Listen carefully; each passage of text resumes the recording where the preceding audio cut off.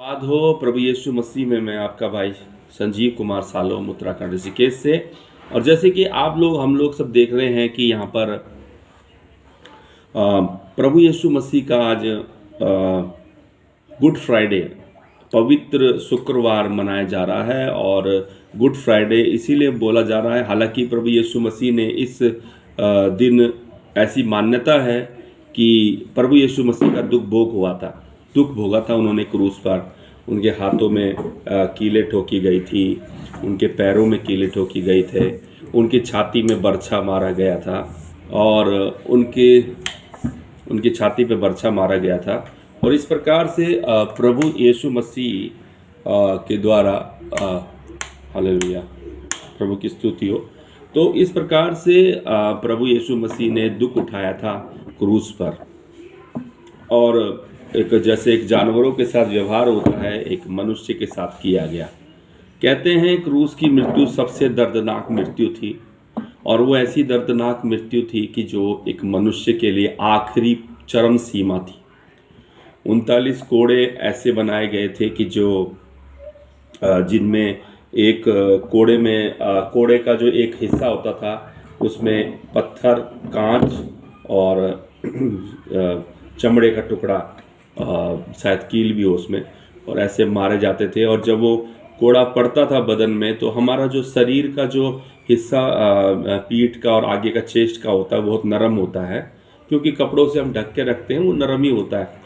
और जब उस पर पड़ता था तो उसके बदन के साथ कोड़ा जो है उखाड़ करके खून लेकर के, चमड़ी लेकर के आता था। और ऐसा फिर बार बार उस पर मारा गया 39 बार, तो पूरा बदन जो है चिथड़े उड़ गया था। उसके बाद जब उनके घाव से शरीर सना हुआ था, उसके बाद उन्हें एक बागा पहनाया गया, एक ऊपर से बोलते हैं गौन जैसा, और ऐसा एक कुर्ता ऊपर से पहनाया गया। और उसके बाद उन्हें ले जाया गया रास्ते में कि क्रूस कंधे पर रखा जाए और उसे लेके जाए। लेकिन उनके अंदर अब शक्ति नहीं रही कि क्रूस को उठाए। तो एक व्यक्ति वहाँ पर ऐसे ही उन्होंने पकड़ा बेगार में, उसका नाम था यूसुफ, कुरैनी पुरुष था, कुरैनी जगह का था वो। और उसे लेके गए तो वो प्रभु के साथ मदद करता हुआ उस जगह पे लेके गए, गुलगुता पहाड़ पे। वो गुलगुता पहाड़ पर प्रभु यीशु मसीह को जहाँ पर क्रूस पर चढ़ाया जाना था, तो वो लकड़ी का जो क्रॉस बना हुआ था वो इतना भारी होता था कि उसमें एक आदमी टंग जाए। तो उसके बाद जब उनको कपड़े पहना रखे थे तो खून से उनके बदन में जो टी शर्ट थी, जो भी उनका टी शर्ट, मैंने गलत बोला, माफ़ी चाहता हूँ, बागा जो था या कुर्ता जो भी था वो उसको खींच दिया गया। और जब वो निकाला गया तो वो खून जो चिपका हुआ था वो फिर से एक बार उनके शरीर से निकलने लगा। और सिर पर कांटों का ताज गूंथ करके उस समय उन्होंने बनाया, उसका मजाक बनाने के लिए कि कांटों का बना करके एक गोल सा एक कांटों का बना करके एक कांटों की बेल जैसी लपेटी और उसमें कांटे थे और उनके सिर पर उकसा दिया। और बार बार उनको बोलते, आंखें बंद करके बोलते थे, डंडा मारते थे उनके मुंह पे डंडी, और बोलते थे कि बोल मैं कौन, किसने मारा तुझे। थूका जा रहा था, मुक्के मारे जा रहे थे, गालियां दी जा रही थी, बहुत सारे बार उसकी निंदा की जा रही थी। तो हमें ये बात समझनी चाहिए कि कैसा उन्होंने अपमान झेला। और तो भी हम आज इसे गुड फ्राइडे बोलते हैं। देखने के लिए तो ये दुख का रविवार होना चाहिए, दुख शुक्रवार होना चाहिए, लेकिन हमारे लिए गुड क्यों? क्योंकि वचन में ऐसा लिखा है कि उसके कोड़े खाने से हम चंगे हो गए, उसके गरीब हो जाने से हम क्या हो गए? धनवान हो गए। और उसके अगर वो ना आता तो शायद आज हम सब लोग पाप में चक्की पीसते रहते। शैतान हमारे को कोड़े बरसाता, शैतान हमारे को बुरा हाल कर देता। और यहाँ पर मैं 7 वाणी अब आपको सुनाने पर हूँ कि क्यों इसकी 7 वाणी इतनी मुख्य बोली गई। क्योंकि जब वो क्रूस पे चढ़े हुए थे, उस स्थिति में जब उनके हाथ बांधे हुए थे, ऊपर से कीलों से जकड़े हुए थे, तो सांस लेने में दिक्कत हो रही थी। तो उन्होंने कुछ शब्द बोले। उन 7 शब्दों पर जब उन्होंने 7 शब्दें बोली, वो 7 ऐसी बातें थी जो एक हमारे जीवन के लिए एक आशा दे गई, है ना। पहली उन्होंने जो वाणी बोली मत्ती में हम देखते हैं 27 अध्याय के 46 पद में और मरकुस 15 अध्याय के 34 पद में ऐसा लिखा है, उन्होंने कहा एली एली लमा सबक्तनी, एली एली लमा सबक्तनी। और अगर मरकुस में हम देखें तो इलोई इलोई लमा सबक्तनी।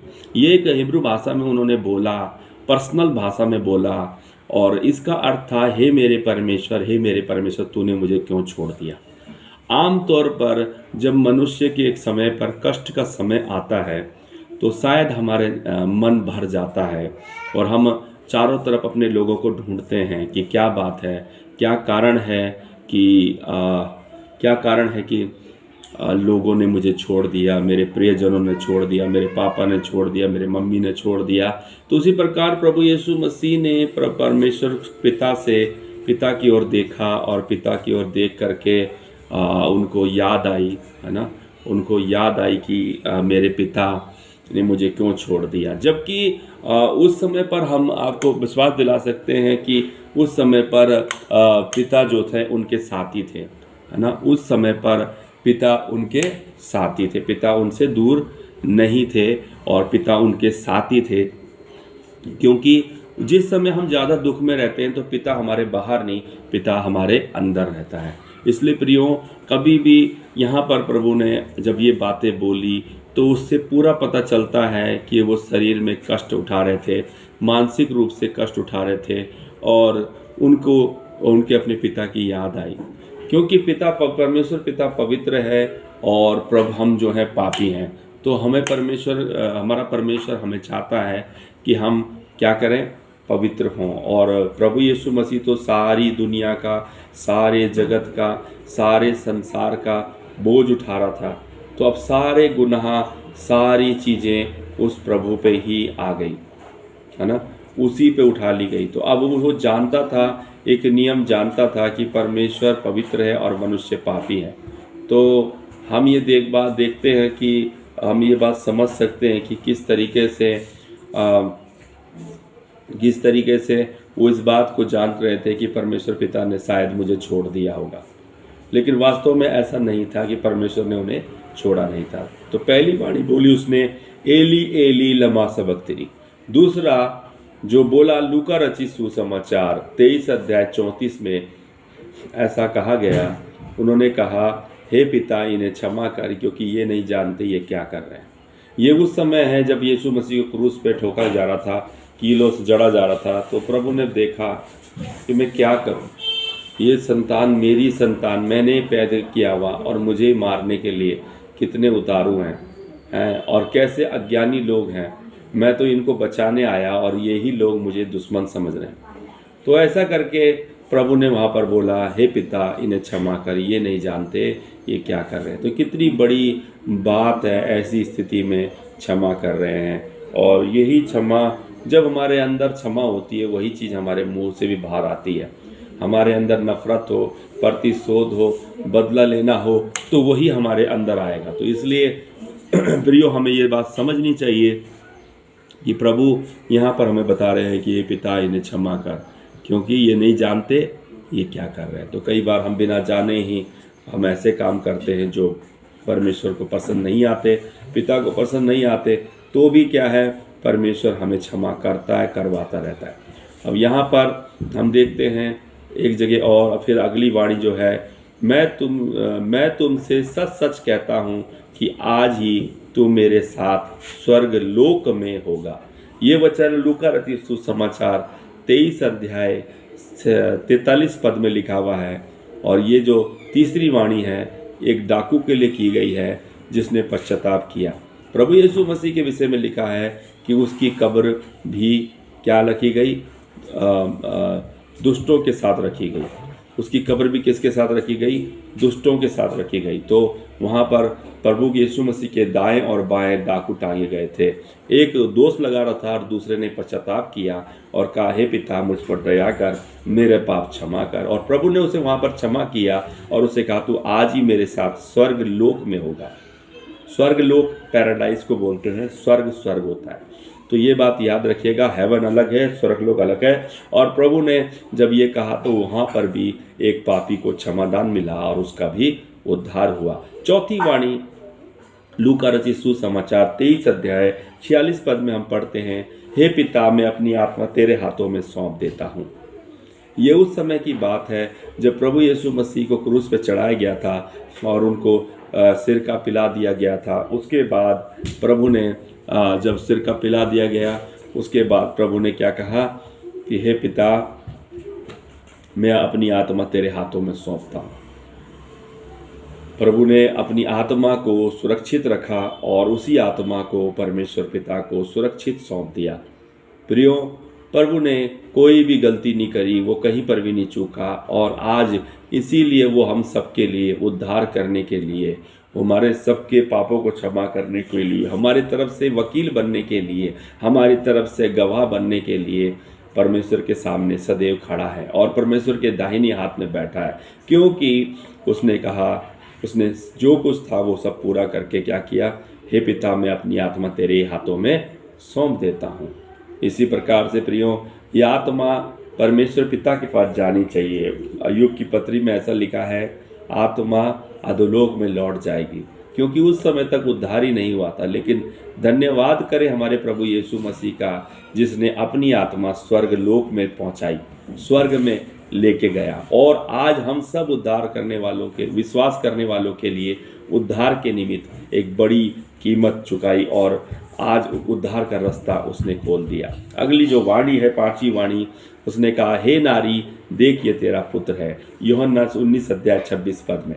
अब ये किस व्यक्ति के लिए कहा गया है? नारी कौन है? यहाँ पर उसकी माँ जो मरियम है, संसारिक माता, उसने इसको जन्म दिया और उसका दुख उसे देखा नहीं गया, क्योंकि क्रूस पर टंगे हुए उसकी माँ उसे देख रही थी और रो रही थी, और उसने अपनी माँ की चिंता करके कहा, याकूब को कहा, यूहन्ना को कहा कि भाई तुम जा करके ये तेरी, अब से जो तेरी ये जो है स्त्री अब तेरी माँ है ना। और उसी समय वो अपने घर अब उसकी माँ को ले गया और उसका बेटा बन के रहा।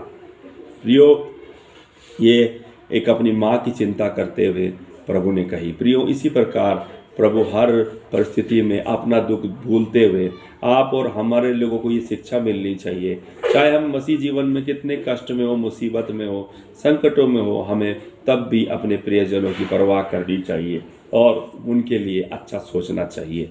यही एक मसीहत है ना, और यही एक जीवन है। अगली चीज़, छठा वाक्य जो प्रभु ने बोला, मैं प्यासा हूँ, यूहन्ना 19 अध्याय 28 पद में। और ये क्यों कहा मैं प्यासा हूँ?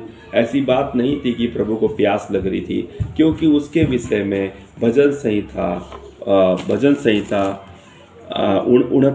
69 के 21 पद में लिखा है, लोगों ने मेरे खाने के लिए इंद्रायण दिया और मेरी प्यास बुझाने के लिए मुझे सिरका पिलाया। तो ये प्रोफेसी उसके लिए लिखी हुई थी, और उस भविष्यवाणी को पूरा करने के लिए प्रभु ने इस अंतिम समय में भी, जबकि सिरका, आपको पता है सिरका अगर खट्टा नींबू किसी घाव पर डाल दिया जाए तो और भी क्या होगा, वो तड़पना शुरू हो जाएगा। उसके तो होठों में भी चोट लगी हुई थी, मुंह में भी पूरे चोट लगे हुए थे, और उस स्थिति में उसने क्या बोला, मैं प्यासा हूँ। और वो जानता था कि ये पानी नहीं देंगे, ये मुझे खट्टा सिरका ही पिलाएंगे, ये मुझे पानी भी नहीं देंगे। आप प्रियो, उसका प्रेम कितना अथाह है, कितना महान है, कि जो हमें ये सिखाता है कि अंतिम समय तक अगर कोई व्यक्ति हमारे लिए बिल्कुल भी दयावान नहीं है तो भी हमें उसके लिए क्या करना है, दयावान होना है। और ये प्रभु ने बोला मैं प्यासा, और उसे सिरका दिया गया और उसने लिया, और अब क्या हो गया, उसने सोचा कि ये सब हो गया। तो अब 7वां वाक्य उसने बोलने में, यूहन्ना 19 अध्याय के 30 पद में उसने 7वां वाक्य बोला, जो फाइनल उसके मुंह से निकला था, पूरा हुआ, फिनिश्ड। उसने देख लिया कि जब मैंने सब कुछ कर लिया है तो ये क्या है, पूरा हुआ। प्रियो, परमेश्वर पिता ने 6 दिन काम किया, 7वें दिन विश्राम करके कहा पूरा हुआ। उसी प्रकार प्रभु यीशु मसीह ने जितना भी 30 साल अपने माता पिता के अधीन रहा, 3.5 साल सेवा करी, अंधों की आंखें खोली, लंगड़ों को चलाया, गूंगों को बोलने की शक्ति दी, मुर्दों को जिलाया, चेलों को तैयार किया, भूखों को खिलाया, सब कुछ करते हुए उस पर दोष लगाया गया, थूका गया, मारा गया, उसका मजाक बनाया गया, सब कुछ वो सहते हुए क्रूस की मृत्यु तक उसने सही, और आखिरी में जो कुछ उसके विषय में लिखा था वो सब पूरा करके उसने कहा पूरा हुआ। प्रियो, ये उसके पुत्र ने भी ये कर दिखाया। अब आपकी और हमारी बारी है। ये हमारे लिए है कि हम भी उसके समान हों, और हम भी जो हमारे लिए कहा गया है कि हम अंत तक विश्वास योग्य रहें और प्रभु के साथ पाए जाएं, जैसे हमें पुत्रों को होना चाहिए। तो प्रियो, ये 7 वाणियाँ आज आपके लिए अमर हो चुकी हैं। आप इन्हें अपने हृदय में रखें, ध्यान में रखें, क्योंकि परमेश्वर ने ये आपके लिए कही है। हालेलुया। पहला, एली एली लमा सबक्तनी। दूसरा, हे पिता इन्हें क्षमा कर। और तीसरा, मैं तुझसे सच सच कहता हूँ कि आज ही तू मेरे साथ स्वर्गलोक में होगा। चौथा, हे पिता मैं अपनी आत्मा तेरे हाथों में सौंपता हूँ। पांचवा, हे नारी ये देख ये तेरा पुत्र है। हालेलुया। और छठा, मैं प्यासा हूँ। और सातवां, पूरा हुआ। प्रियो, ये 7 वाणी अमर वाणी है। ये क्रूस पर प्रभु ने कही है। उस दुख की स्थिति में हमारे लिए आशीष हो गई है। आइए प्रियो, इस आनंद के उत्सव में शामिल हो जाइए, क्योंकि अगर वो ना आता तो आज हम लोग निर्दोष या पापों से क्षमा या मृत्यु से पुनरुत्थान नहीं होता। तो प्रियो, बहुत सारे विश्वास करने वालों के लिए उद्धार के निमित्त उसने अपने प्राणों को दे दिया। उसका प्यार उससे दिखता है, और इसीलिए हम इस बात में दुख तो मनाते हैं कि प्रभु ने दुख उठाया, और इसीलिए हम उपवास भी रखते हैं, लेकिन इस बात से खुश भी होते हैं कि यदि वो ना आता तो आज हम क्या होते। तो प्रियो, प्रभु ने कैसी अद्भुत योजना रखी कि क्रूस की मृत्यु के द्वारा